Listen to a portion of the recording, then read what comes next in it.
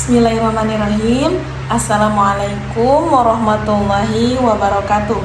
Salam Pramuka. Izin memperkenalkan diri. Nama saya Sutiawati. Saya dari PAUD semester 2. Baik, di sini saya akan menjelaskan tentang pendidikan kepramukaan yang dibawakan oleh pemateri 1 dan pemateri 2. Materi 1 yang dibawakan atau disampaikan oleh Kak Agus Muharam SPD, pengertian gugus depan. Gugus depan disingkat GUDEP adalah suatu kesatuan organik terdepan dalam gerakan pramuka yang merupakan wadah untuk menghimpun anggota gerakan pramuka dalam menyelenggarakan kepramukaan serta sebagai wadah pembinaan bagi anggota muda dan anggota dewasa muda. Tujuannya untuk membina dan mengembangkan sumber daya kaum muda melalui kepramukaan agar menjadi warga negara yang berkualitas, mampu memberikan sumbangan positif bagi kesejahteraan dan kedamaian masyarakat baik lokal, nasional maupun internasional. Peran GUDEP. Peran gugus depan memasyarakatkan gerakan pramuka dan kepramukaan, menjalin kerjasama dengan instansi pemerintah dan swasta serta organisasi kemasyarakatan lainnya untuk mendapatkan bantuan dan dukungan, mengadakan kemitraan dan kerjasama dengan organisasi kaum muda lainnya, memupuk dan mengembangkan semangat kepeloporan dan pengabdian masyarakat.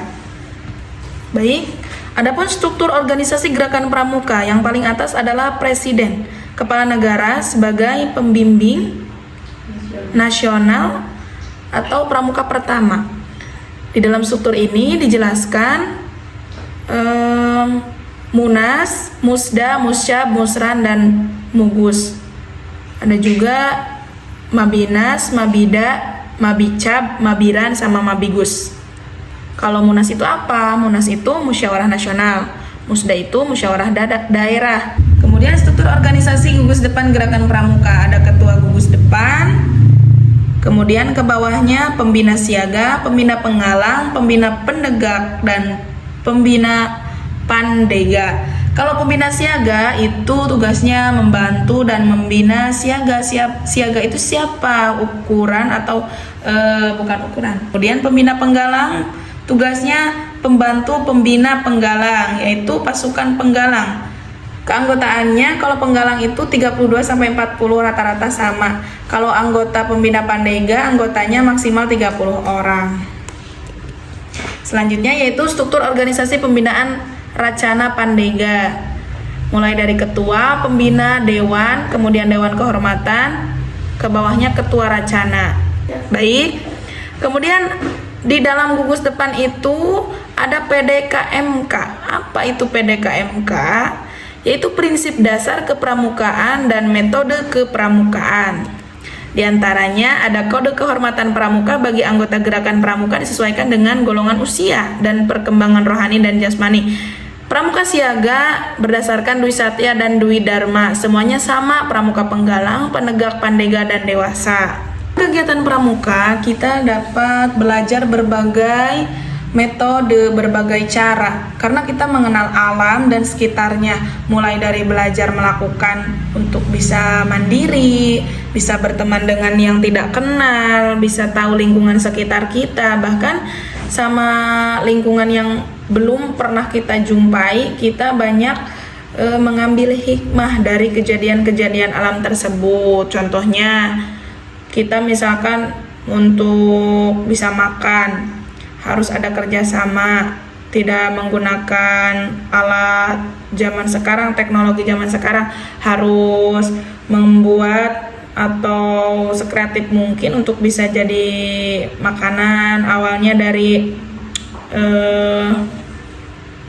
dimasaknya itu dengan tungku ya, dengan bambu kayu bakar, dikerjakan dengan penuh eksperimen.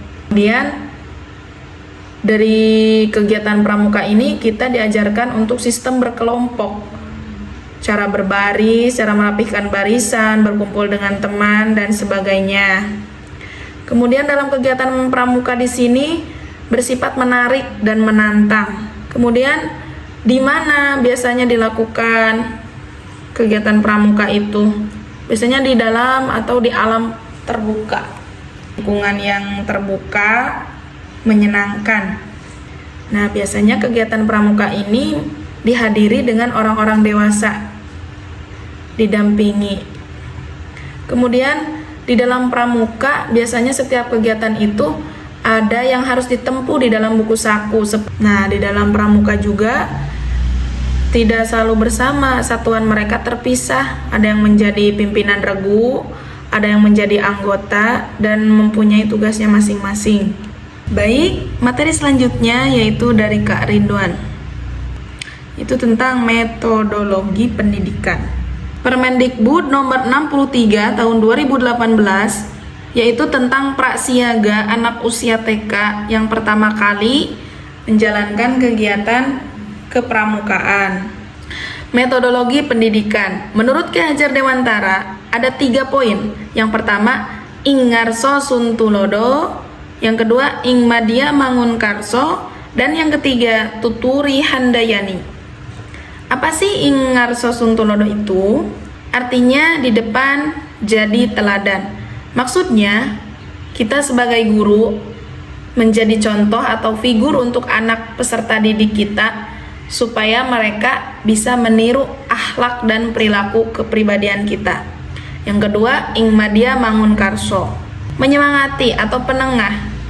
Jika kita berada dalam posisi kegiatan sebagai guru, bisa menyesuaikan dan dalam kondisi dan kebutuhan tertentu. Kemudian yang ketiga, puri handayani, mendorong, menyemangati, mensupport anak didik kita supaya mereka mempunyai motivasi, pegangan agar mereka bisa berjuang melangkah dengan arah dan tujuan tertentu. Nah, kemudian menurut Ki Hajar Dewantara itu dibagi beberapa jenjang. Guru PAUD atau guru pendidikan anak usia dini itu harus menjadi barang tiruan, harus menjadi contoh bagi anak-anaknya. Jenjang tersebut dibagi ke dalam 4 poin. Yang pertama, PAUD, kedua Dikdas, ketiga Dikmen, dan yang keempat Dikti. Oleh Sayyidina Umar bin Khattab, yaitu alimu auladakum fa innahum khalaqu li zamani ghaira zamanikum. Artinya, didiklah putra-putri kalian dengan didikan pada masanya atau pada zamannya. Jangan samakan pendidikannya seperti apa yang sebelumnya dia rasakan atau pada zaman dulu. Itu berbeda dengan pendidikan sekarang. Baik, itulah penjelasan dari saya untuk pemateri 2 dari Kak Ridwan. Mohon maaf atas segala kekeliruannya. Terima kasih atas perhatiannya. Wassalamualaikum warahmatullahi wabarakatuh. Salam Pramuka.